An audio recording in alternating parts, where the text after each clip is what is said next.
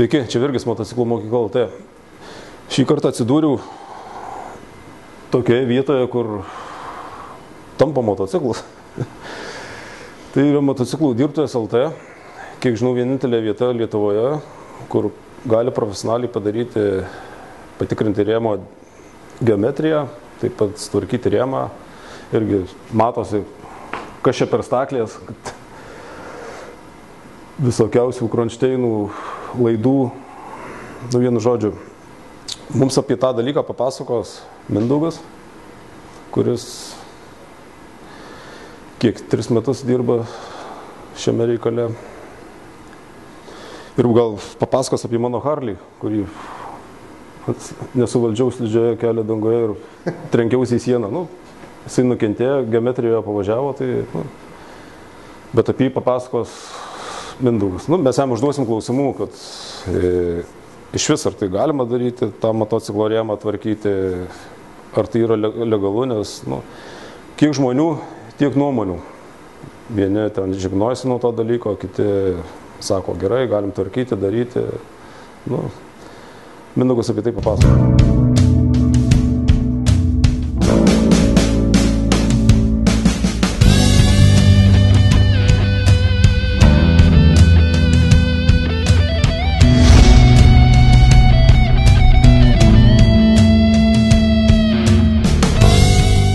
Mindaugai, tai papasakok tada, kaip iš viso galvoji tokį dalyką, kaip tampyti rėmus, taisyti, ir tai iš vis legalu, galima tai daryti?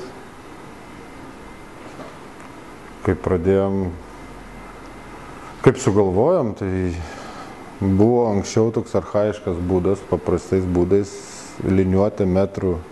Ir tokiu tik tai... Ir panašių daiktų tampimas, tai...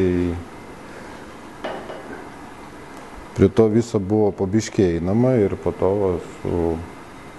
su Kęstu buvo sumastyta ir surastas tokios staklės ir matavimo įranga. Tai šitos staklės ir įranga pati matavimo yra tarpusavy surištas, nors gamintojai yra skirtingi. Pačios tampimo staklės yra itališkos, bet dar jos yra tobulintos Anglijoje.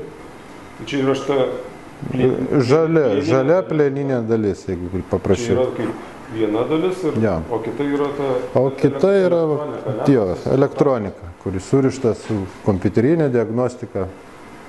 Visi parametrai yra duodami gamykliniai. Yra bazėje ir tų parametrų nepakeisi. Yra duotos tolerancijos, kurias turi sutilpti. Ir dedi, imi ir matuoji ir bandai tampyti. Čia praktiškai kiekvieno pagaminto pasaulio motociklo duomenys yra. Jo, praktiškai, nepraktiškai, o yra visi duomenys. Tai kiekvienais metais yra ta bazė atnaujinama, netgi po kelis kartus į metus. Ir paskutinį kartą, kai žiūrėjau, buvo kažkas apie 1500 motociklų bazėje. Modelių. Aišku, modeliai labai skiriasi nuo gamintojo, nes pas vienus ant vieno rėmo parametrų yra žymiai daugiau negu pas kitą gamintoją. O šiaip praktiškai, jeigu yra įžas, tai skaitau, kad modeliai yra. Įžas tai praktiškai yra. Nes daugiau kainuoja pas mumis dabar užsienietiškos markės negu buvusios Tarybų Sąjungos, sakykime, visos. O dabar, tarkim, kiek tiksliai galima sutvarkyti tą rėmą? Tarkim, kokia gali būti? Tolerancija? Jo, tolerancija, kiek suvedimas nuo tų gamyklinių duomenų? Praktiškai, jeigu yra, kad būtų, sakykime, sertifikatą, kurį mes užduodam, jisai galiotų ir tiktų netgi toj pačioj Vokietijoje, Olandijoje arba kitose šalyse, tai tada yra suvedama į tolerancijos parametrus, kurie yra duoti pačio matavimo aparato gamintojo ir kurie yra nustatyti su pačiais motociklų gamintojais. Galbūt tekę ir matuoti nedaužto motociklo geometriją. Teko. Ir yra taip, kad 0-0 palyginus su programa. Ne, 0-0 nebuvo, bet buvo labai mažos tolerancijos, tai, sakykime, vis tiek jisai, pats motociklas, jis gauna apkrovų ant kelio, važiuojant. Tai automatiškai pats metalas ar aliumininė konstrukcija, jinai vis tiek kažkiek vaikšto. Sakykime, rėmą, jeigu tu įimi naują rėmą ir matuoji, tai yra iš gamyklos, pačio gamintojo duodos tolerancijos. Ir, sakykime, tiek suvirinimo metu, tiek kitai, visokių veiksnių yra. Tai tas rėmas jis kažkiek pasivaikšto. Tai gamintojai yra nustatytos normos, į kurias tu turi sutilpti. Sakykime, kaip tos normos yra mažoji pusėje, tai yra geriausia. Bet jeigu tu sutilpi į normas, reiškia, tas motociklas važiuos normaliai ir jisai funkcionuos. Čia dabar toks off topic. Koks gamintojas duoda didžiausias? Tolerancijas? Didžiausias tolerancijas duoda Harley's. Harley Davidson?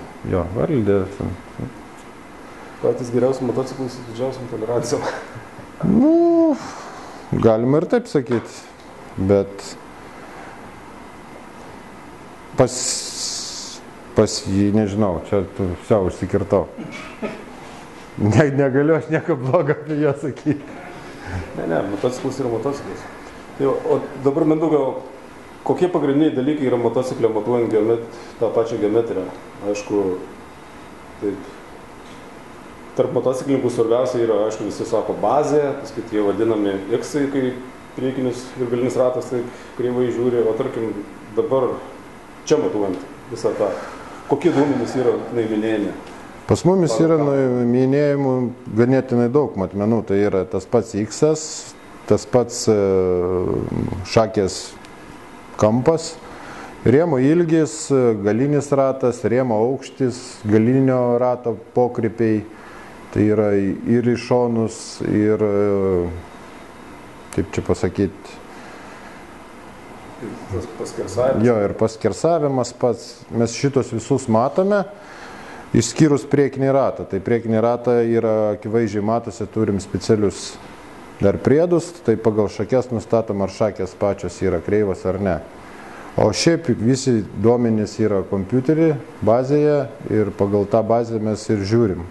Tai čia, kaip suprantu, norint pasitikrinti geometriją, priekinio rato su šakėmis nereikia? Praktiškai ne. Jeigu...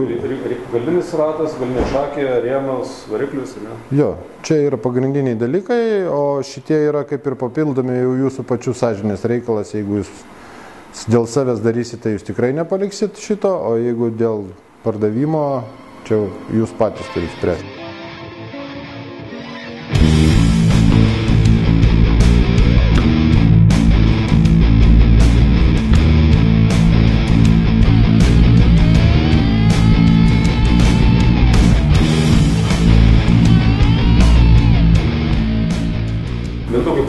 Apie visą eigą šito motociklo, kaip iš čia atsirado, nuo ko prasideda visi darbai? Darbai prasideda nuo motociklų užsistatymo ant staklių, tai yra tam tikros tvirtinimo vietas. Užsistačius įsiveržiama ir tada nebandoma, pakeičiama šakė į tokį pat prietaisą, kuris atstoja šakės funkcijas, ant kurio galima ir matuoti, ir tampyti rėmą. Šitas rėmas jisai išsitampys nekaitinus ir termo būdu neapdirbant. Čia iš patirties? Čia jau matosi pagal jį.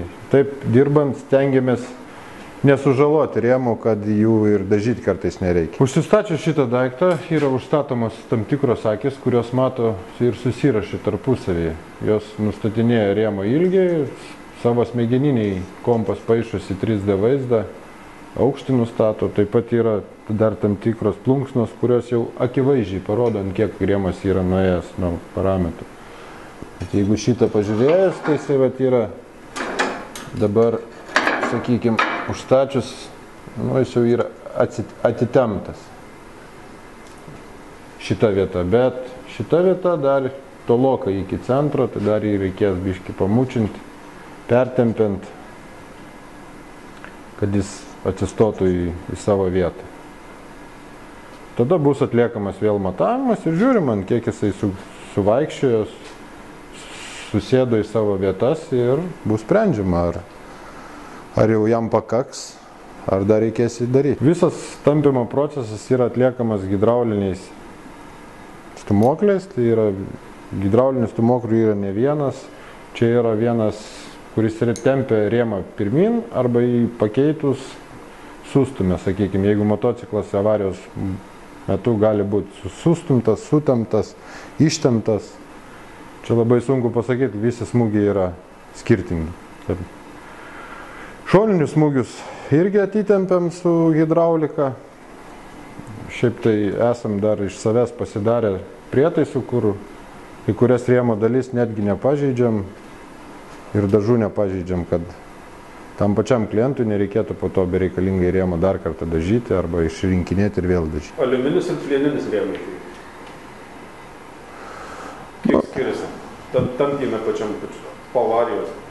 Ganėtinai smarkiai skiriasi, nes aliumininis rėmas jisai dažniausiai trūksta, nes pats aliuminis kaip metalas yra trapesnis ir jisai yra kietesnis negu metalinės dalys. Metalinės dalys jos dažniausiai lenkiasi, o aliumininės trūksta. Tampymo metu irgi pasitaiko, kad aliuminis trūksta. Su metalu labai retai būna, kad jis trūktų, arba ten jau turi būti labai smarkiai perlenkta. Bet esam darę ir aliumininių, ir vyrinę, ir iš klientų gavom atsiliepimus, kad yra viskas tinkamai padaryta, žmogus važinėja iki šiol. Nes prašom, kad duotų atsiliepimus, kaip save motociklas veda. Aišku, pasitaiko tokių modelių, kuriuos reikia ir pašildyti, ir daug įvairaus darbo įdėti. Kažkaip ant rankos nupiešti. Mickey Mouse'ai.